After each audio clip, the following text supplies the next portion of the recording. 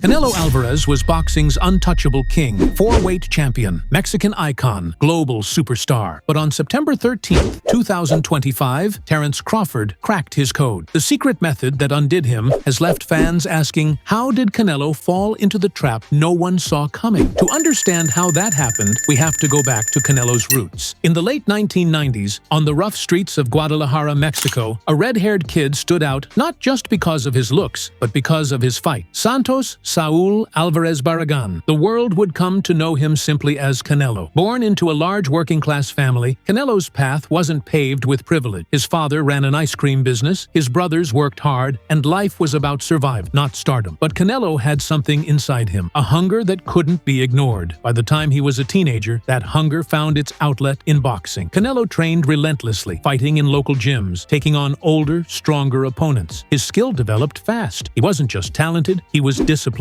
His style mixed Mexican fundamental, heavy body shot, relentless pressure, with a patience beyond his years. At 15, he turned professional, facing grown men before he was even fully grown himself, and he beat them. In 2011, at just 20 years old, Canelo captured his first world title, defeating Matthew Hatton for the vacant WBC super welterweight belt. Mexico had its new star. From there, his rise was meteoric. He beat Shane Mosley, took on Austin Trout, and faced Floyd Mayweather in 2013. Though he lost that fight, it was a lesson, an education in ring IQ that would shape the fighter he became. But even then, even as he learned and adapted, something else was being etched into his style. Habits, little patterns, tiny signals, subtle tics that no one fully noticed. They weren't enough to cost him victories then. In fact, they became part of what made him great. Yet, as history would later show, those same habits were the cracks in the armor. Cracks that Terence Crawford would one day split wide open with a secret method no one else had dared to attempt. After the Mayweather loss, Canelo rebuilt himself brick by brick. He added patience to his aggression, sharpened his counterpunching, and refined his footwork. He went on a run that made him not just Mexico's superstar, but boxing's global face. Victories over Miguel Cotto, James Kirkland, and Amir Khan showcased his versatility. He could box, he could brawl, he could deliver highlight reel knockouts. But it was the Gennady Golovkin trilogy that defined his legacy in the middle years. Their first fight in 2017 ended in a controversial draw, many believing GGG had done enough. The rematch in 2018 was razor close, but this time Canelo's adjustments, standing toe-to-toe with Golovkin, countering his jab, and attacking the body, earned him the win. Years later, he would beat Golovkin decisively in their third fight, cementing his dominance. From there, he did what most thought impossible, climbed divisions with ease. At super middleweight, he unified all four belts, becoming undisputed. He beat Callum Smith with ease, crushed Billy Joe Saunders with a punch that broke an orbital bone, and stopped Caleb Plant with precision. He even ventured to light heavyweight, knocking out Sergey Kovalev. By the early 2020s, Canelo was untouchable. He had conquered division, carried the pride of Mexico, and drawn crowds of 70,000 to stadiums. His style was feared, the head movement, the body shots, the relentless pressure. Opponents wilted under his timing and power. Fans believed he was unstoppable. And yet, boxing insiders whispered about his struggles against certain style. Floyd Mayweather had once shown it.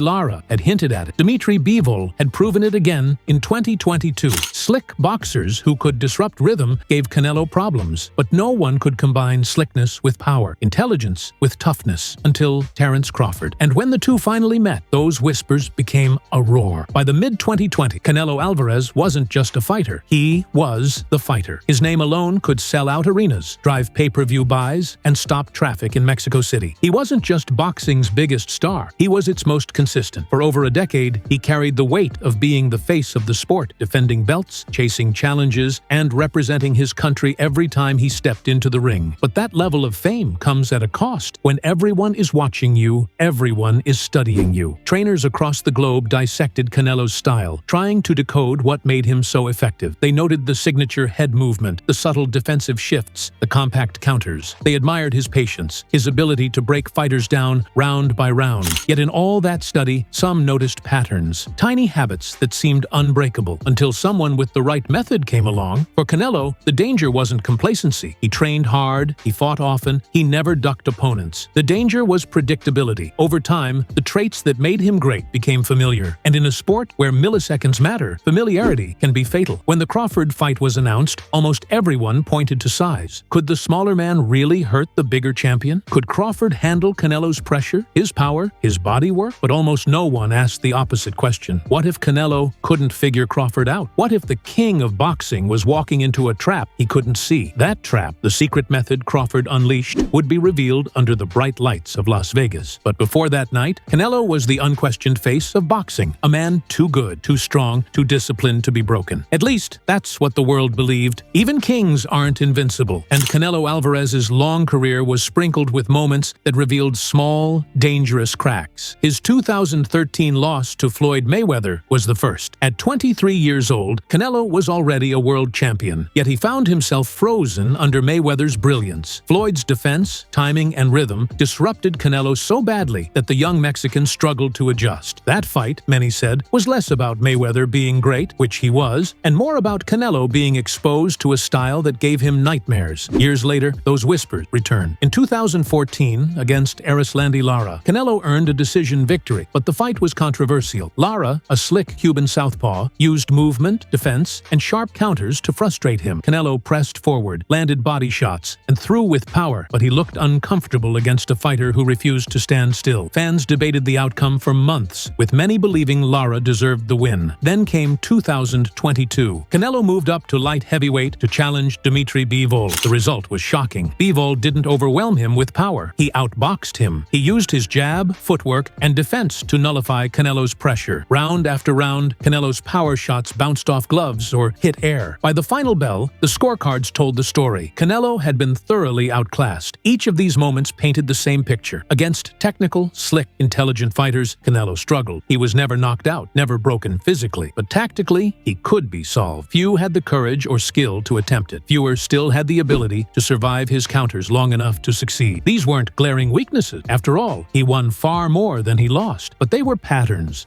that grew with time. And patterns in boxing are the very things a master like Terence Crawford could exploit. The cracks had always been there. All Crawford needed was the right method to split them wide open. When Terence Crawford's name first entered the Canelo conversation, most dismissed it as fantasy. Crawford had started at lightweight, 135 pounds. Canelo was a natural super middleweight who had even campaigned at 175. The size difference seemed absurd, but Crawford's demolition of Errol Spence Jr. in 2023 forced the boxing world to reconsider. If he could dismantle Spence so completely, could he do the same to Canelo? Negotiations were complicated, the kind that often kill mega fights, but both men wanted it. For Canelo, it was legacy, another chance to silence critics, another step toward cementing himself as boxing's greatest modern champion. For Crawford, it was destiny, the fight that could elevate him from pound-for-pound king to an all-time legend. When the bout was announced for September 13, 2025, the reaction was seismic. Fans debated endlessly. Size versus skill, power versus precision, the immovable object versus the irresistible force. Canelo entered as the favorite. He had fought bigger men, stronger men, champions across 4 divisions. Crawford was stepping into unknown territory. Yet, beneath the hype, a darker narrative simmered. The same whispers that had followed Canelo for years resurfaced. What happens if he faces someone who won't play his game? Crawford wasn't just slick. He was adaptive, cerebral, and ruthless. He didn't just fight opponents, he solved them. Canelo's camp exuded confidence, focusing on size and power. But Crawford's quiet smile in interviews hinted at something more. He spoke of seeing things others don't, of preparing differently. It was subtle, but it was there. A hint that he wasn't just training to fight Canelo, he was preparing to decode him. The stage was set, and while most of the world saw a fight of size versus skill, the truth was far more dangerous. Canelo wasn't stepping into a boxing match. He was stepping into a test of whether his pattern, the ones buried deep in his style, could survive the secret method Crawford had perfected. September 13, 2025, Allegiant Stadium. The atmosphere was electric. Mexican flags waved proudly. Chants of "Canelo, Canelo" echoed through the stands, while Crawford's supporters filled the air with defiant cheers. This wasn't just a fight, it was a cultural moment. Mexico's greatest active fighter against America's pound-for-pound king. Canelo walked out first, calm but fiery, draped in the pride of a nation. He had done this dozens of times before. Big stage, bright lights, massive pressure. It was his home. He looked every bit the favorite, a champion at the peak of his powers. Crawford, by contrast, entered with his usual quiet demeanor, almost cold, almost unnervingly calm. His eyes locked on Canelo, not blinking, not wavering. From the opening bell, tension gripped the arena. Canelo pressed forward, as expected, looking to cut off the ring, dig to the body, and assert his power. Crawford circled, measured, and responded with subtle jabs and quick counters. Nothing dramatic at first, but enough to stall Canelo's rhythm. By the third round, the crowd noticed. Canelo's combinations weren't landing clean. His trademark body shots were hitting elbows and air. Crawford was making him miss by inches, punishing him with precise counters. Each time Canelo reset, Crawford disrupted him again. A jab here, a pivot there, a switch in stance that left Canelo second-guessing his next move. On the scorecards, the rounds were close. But in the ring, something more important was happening. Canelo was being taken out of his comfort zone. He wasn't walking his opponent down with ease. He wasn't dictating the fight. Instead, he was reacting, and every reaction played into Crawford's hand. The tension in the stadium was palpable. Fans could feel it. This wasn't the fight they expected. Canelo, boxing's king, was being drawn into something unfamiliar. He was still dangerous, still powerful, but the tide was shifting. And though no one could name it yet, the secret method was already at work, pulling Canelo deeper into Crawford's web. For most of his career, Canelo Álvarez had been the one dictating fights. He walked opponents down, broke their will with relentless pressure, and punished them until there was nothing left. But against Terence Crawford, by the middle rounds, the script flipped. Canelo pressed forward in classic fashion, digging to the body, loading up on the right hand, but something was wrong. His punches weren't landing clean. His body shots thudded into Crawford's arms or missed entirely as Bud pivoted away at just the right moment. When Canelo tried to cut off the ring, Crawford stepped to angles that left him reaching, and when Canelo finally did get close, Crawford's counters snapped his head back, forcing him to reset. Round by round, the frustration grew. The crowd still roared for every punch Canelo threw, but the subtler story was clear. He was falling into traps. Crawford wasn't running. He wasn't fighting scared. He was dismantling Canelo's rhythm, disrupting his timing, and neutralizing his greatest strengths. By round 6, the cameras caught it in Canelo's face, a flicker of doubt. The same expression seen years earlier against Bivol, against Mayweather, against Lara. He was being solved, and this time there was no adjustment that seemed to work. Crawford was too calm, too sharp, too prepared. The tide continued to turn. In the later rounds, Crawford began asserting himself even more, stepping into exchanges, throwing combinations that Canelo couldn't anticipate. Each time Canelo tried to unleash his signature hooks, Crawford intercepted him with precision jabs and counters. It wasn't brute force keeping him at bay. It was something invisible, an intelligence, a method. The judges' scorecards reflected a competitive fight, but in the arena, the energy had shifted. Fans could sense it. Their king was being decoded in real time. And though he still fought bravely, still landed moments of brilliance, the truth was undeniable. Canelo Álvarez was no longer in control. After the fight, analysts would debate endlessly, trying to unravel how Terence Crawford had done it. But the patterns were there for anyone who looked closely. Crawford's secret method wasn't one thing. It was many things woven together into a seamless system that exposed every habit Canelo carried. First, Crawford neutralized Canelo's body attack. For years, Canelo had crippled opponents with hooks to the ribs and liver. Crawford's subtle positioning, half steps back, angled pivots, and strategic framing with his lead hand smothered those shots before they could land clean. What had broken countless fighters simply wasn't available. Second, Crawford disrupted rhythm with his jab. It wasn't heavy, but it was surgical, thrown not to hurt, but to reset. Every time Canelo tried to build momentum, Crawford stuck a jab in his face, forcing him to pause. That split-second hesitation was all Crawford needed to launch his own offense. Third, Crawford exploited Canelo's pattern. He studied the shoulder dips, the weight shifts, the pauses before certain punches. When Canelo feinted, Crawford didn't bite. When Canelo committed, Crawford was already out of range or ready with a counter. It was as if Bud had fought him 100 times in his head before ever stepping into the ring. Finally, there was the psychology. Throughout the fight, Crawford never looked rattled. His calmness under pressure sent an unspoken message. You can't hurt me. You can't break me. That composure chipped away at Canelo's confidence, making him press harder, overcommit, and fall deeper into the traps. This was the secret method, a fusion of film study, adaptability, stance switches, and mental warfare. It wasn't flashy, it wasn't obvious, but it was devastating. And for the first time in years, Canelo Álvarez looked human. Not because he fought poorly, but because someone had finally solved the puzzle. When the final bell rang, the scorecards confirmed what fans already knew. Terence Crawford had beaten Canelo Álvarez by unanimous decision. The king had been dethroned, and though Canelo remained gracious in defeat, raising Crawford's hand in respect, the shock of the moment reverberated around the world. For years, Canelo had been the face of boxing, the standard by which all others were measured. His resume, 4 weight classes, undisputed at super middleweight, victories over legends, was untouchable. But on September 13, 2025, his aura of invincibility cracked. The man who had built a kingdom on timing, power, and precision was undone not by brute strength, but by intelligence, by a secret method. The loss doesn't erase his greatness. Legends like Ali, Leonard, and Pacquiao all suffered defeats. What it does is humanize him. It reminds fans that even the greatest can be solved, that even kings can bleed. For some, it marks the beginning of Canelo's decline. For others, it simply adds another chapter to an already historic career. But one truth stands out. Canelo's defeat elevated Crawford into the stratosphere of all-time greats. And in doing so, it tied Canelo's legacy to a mystery he could never quite solve. Fans will always ask, what was it that Crawford saw? What was it that he did that no one else could? And why couldn't Canelo, with all his skill and experience, find an answer? For Mexico, Canelo remains a hero. For boxing, he remains a legend. But his story now carries a haunting echo. The night he fell victim to a method no one saw coming. And maybe that's the lasting mark. Not that Canelo lost, but that he was finally decoded. In a sport where greatness is measured not just by victories, but by the mysteries you leave behind, Canelo Álvarez will be remembered as both a king and a man who, for one night, was outsmarted by genius.